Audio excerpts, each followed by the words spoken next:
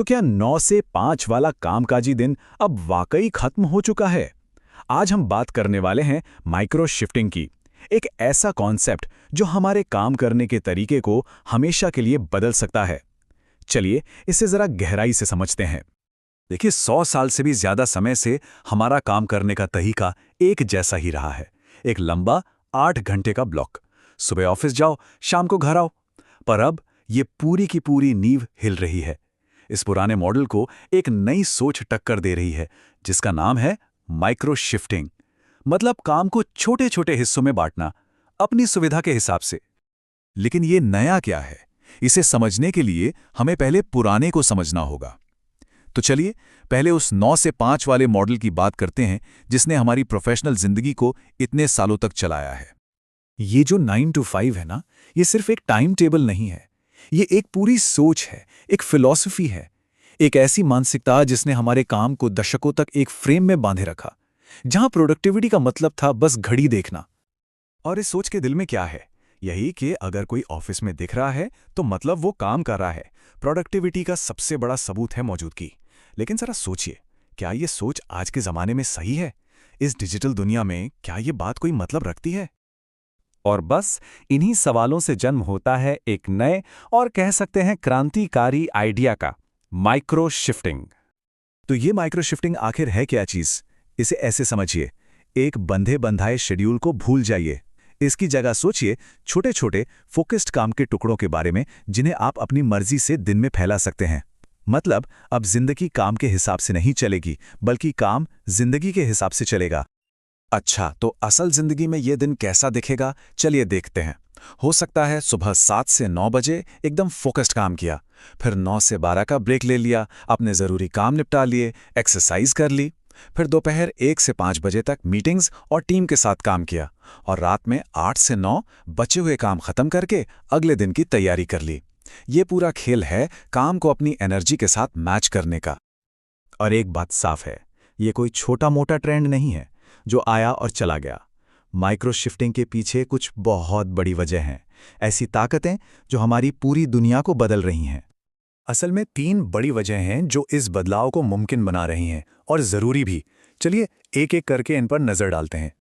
सबसे पहली और सबसे बड़ी वजह है technology. Slack, Zoom, cloud computing, इन सब ने काम को ऑफिस की दीवारों से आज़ाद कर दिया है।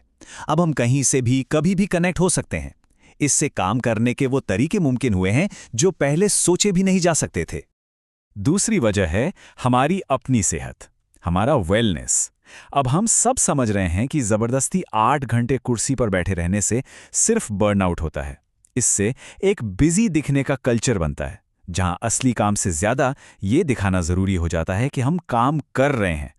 सीधी सी बात है, हमारी एनर्जी पूरे दिन एक जैसी नहीं रहती, वो ऊपर नीचे होती रहती है। और तीसरी वजह है कल्चरल शिफ्ट, एक बड़ा सामाजिक बदलाव। खासकर महामारी के बाद तो ये और भी तेज हो गया है। इसने ये साबित कर दिया कि फ्लेक्सिबिलिटी और भरोसा होने पर प्रोडक्टिविटी असल में बढ़ सकती है। अब लोग अपने काम पर ज्यादा कंट्रोल चाहते हैं, ज्यादा आज़ादी चाहते हैं। लेकिन रुकिए, ये सब इतना आसान भी नहीं है। इस नई आज़ादी के साथ अपनी मुश्किलें भी हैं। तो चलिए अब इस फ्लेक्सिबल वर्किंग की असलियत को भी देख लेते हैं। देखिए, हर सिक्के के 2 पहलू होते हैं। अगर फायदा है तो चुनौती भी है। जैसे अगर हम घंटों की जगह नतीजों पर ध्यान देंगे तो टीम के साथ तालमेल बिठाना मुश्किल हो जाएगा।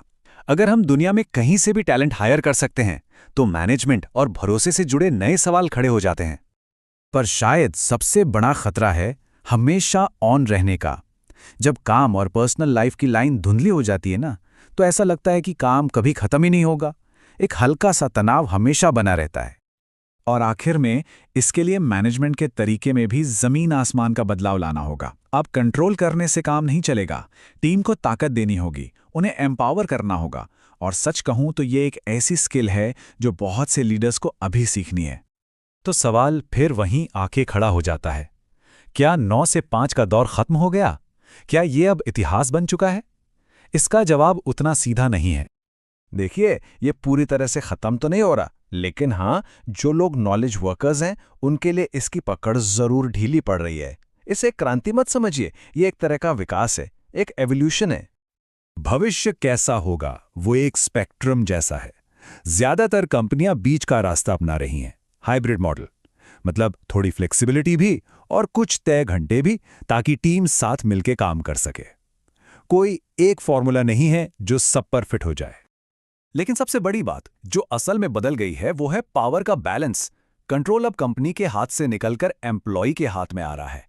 अब फोकस इस पर है कि हर कोई अपने हिसाब से अपनी बेस्ट परफॉर्मेंस कैसे दे सकता है।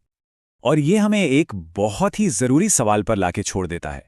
क्या हम अपना कामकाजी दिन घड़ी की सुइयों के हिसाब से बना रहे हैं, या फिर उस काम के हिसाब से जिसे हमें असल में करना है? फैसला हमें ही करना है।